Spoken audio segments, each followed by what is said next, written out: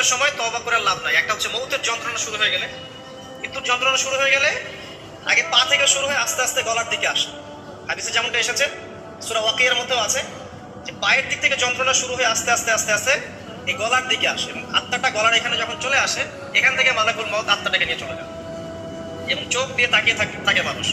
রূহটা চলে গেলে মানুষ চোখ দিয়ে তাকিয়ে থাকে, দেখবেন এই কারণে মৃত ব্যক্তি তাকিয়ে থাকে, চোখ খোলা থাকে। এবং তখন আসমান থেকে সিঁড়ি নামিয়ে দেওয়া হয়, ওই সিঁড়িতে করে আত্মা চলে যাচ্ছে, ও তাকিয়ে দেখে যে আত্মা চলে যাচ্ছে। এবং মানুষ মারা যাওয়ার পরে চোখ জীবিত থাকে অনেকক্ষণ। মেডিকেল সায়েন্স যারা পড়েছে তাদেরকে জিজ্ঞাসা করুন, মানুষ ডেড হয়ে গেলেও চোখ দেখবেন আরো কয়েক ঘন্টা, হয়তো আরো নির্দিষ্ট একটা সময় পর্যন্ত চোখটা কিন্তু জীবিত থাকে। এই জন্য চোখ বন্ধ করে দিতে হয়। যাই হোক, যেটা বলছিলাম যে মৌতের যন্ত্রণা শুরু হয়ে গেলে তওবা করে লাভ নাই, তওবার দরজা বন্ধ। আর পশ্চিম দিক থেকে সূর্য উঠে গেলে তওবা করে লাভ নাই, তওবার দরজা বন্ধ। দুইটা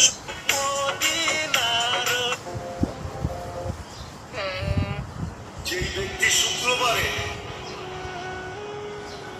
জুমার নামাজের পরে 7 বার সূরা ইখলাস, 7 বার ফালাক, 7 বার নাচ পড়বে, আগামী শুক্রবার পর্যন্ত সমস্ত বিপজ্জনক রোগ ব্যাধির থেকে নিরাপদ থাকবে। আল্লাহু আকবার। আর যদি আরো 7 বার সূরা ফাতিহা